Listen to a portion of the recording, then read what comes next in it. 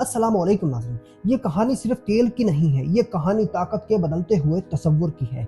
एक ऐसी ताकत जो सिर्फ ज़मीन या फ़ौज नहीं बल्कि रास्तों, नेटवर्क और फैसलों पर कंट्रोल से बनती है। मशरिक़ वुस्ता इस वक्त एक बड़ी तब्दीली से गुजर रहा है। वो इत्तेहाद जो कभी मजबूत दिखाई देता था, अब आहिस्ता आहिस्ता शक्ल बदल रहा है। इसी बदलते हुए मंजर के मरकज़ में दो मुमालिक सामने खड़े हैं, एक तरफ सऊदी अरेबिया और दूसरी तरफ यूनाइटेड अरब एमिरेट्स।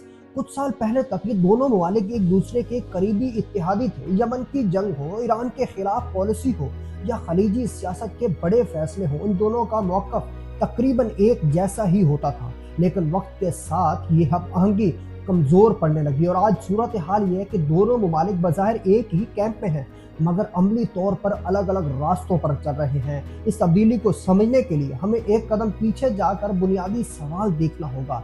आलमी तेल की सियासत कैसे काम करती है, और हम ये भी देखेंगे कि ओपेक है क्या। असल में ओपेक एक ऐसा इत्तेहाद है जो 1960 में कायम हुआ, जिसका मकसद तेल की सप्लाई को कंट्रोल करना, आलमी कीमतों को मुस्तहकम रखना। बाद में इस इत्तेहाद ने खुद को वसी किया और ओपेक प्लस की शक्ल इख्तियार की, जिसमें रूस जैसे बड़े प्रोड्यूसर भी शामिल हो गए। ओपेक और ओपेक प्लस का बुनियादी असूल सादा है, मगर इसका असर बहुत गहरा है। अगर तेल की सप्लाई कम रखी जाए तो कीमतें बढ़ जाती हैं, और अगर तेल ज़्यादा मार्केट में आए तो कीमतें नीचे आ जाती हैं। इसीलिए मेंबर्स ममालिक को एक मखसूस हद के अंदर तेल पैदा करने की इजाज़त दी जाती है। यही वो जगह है जहाँ से यूएई की कहानी शुरू होती है।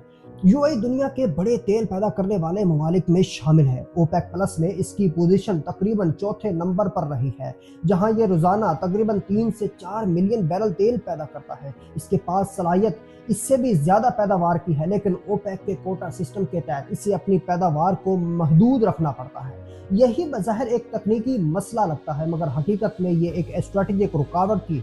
यूएई के लिए सवाल ये था, क्या वो एक ऐसे सिस्टम का हिस्सा रह सकता है जहां उसे अपनी सलाहियत को महदूद रखना पड़ रही है, या वो इस सिस्टम से बाहर आकर अपनी पॉलिसी खुद तय करे। यही वो लम्हा है जहां से यूएई की हिकमत अमली वाज़े होना शुरू हो जाती है। यूएई ने खुद को सिर्फ एक ऑयल प्रोड्यूसर के तौर पर देखना छोड़ दिया। उसने एक नया मॉडल इख्तियार किया, एक ऐसा मॉडल जिसमें ताकत का मरकज कोई एक जगह नहीं होता, बल्कि एक नेटवर्क होता जो मुख्तलिफ खित्तों में फैला हुआ हो। इसी सोच के तहत यूएई ने अपनी तवज्जो सिर्फ तेल पर नहीं रखी, बल्कि उसने बंदरगाहों, तिजारती रास्तों, आर्मी कनेक्टिविटी पर सरमायाकारी की। अफ्रीका में उसकी मौजूदगी, बहरे हमर के करीब बंदरगाहों पर उसका असर, और मुख्तलिफ खित्तों में उसकी माशी शराकत दारी इसी बड़ी तस्वीर का हिस्सा है।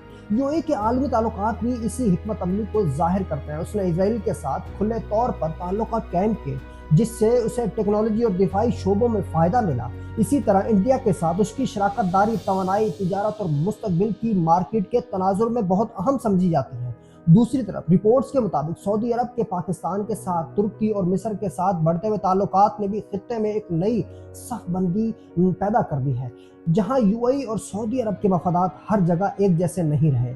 ये फ़र्क मैदान अमल में भी नजर आता है। यमन में जहां सऊदी अरब एक मरकजी हुकूमत को मजबूत करने की कोशिश कर रहा था, वहीं यूएई ने जनूबी इलाकों में अपनी अलग हिकमत अमली अपनाई। और इसी तरह सूडान, सोमालिया में भी यूएई ने रवायती सफारतकारी के बजाय स्ट्रेटेजिक पॉइंट्स पर फोकस किया। लेकिन सारी हिकमत अमली एक खला में नहीं हो रही, इसके इर्द गिर्द जियोपॉलिटिकल दबाव मौजूद है। स्ट्रेट ऑफ हॉर्मुज़ दुनिया के अहम तरीन तिजारती रास्तों में से एक है, जहाँ से तकरीबन 20% आलमी तेल गुजरता है।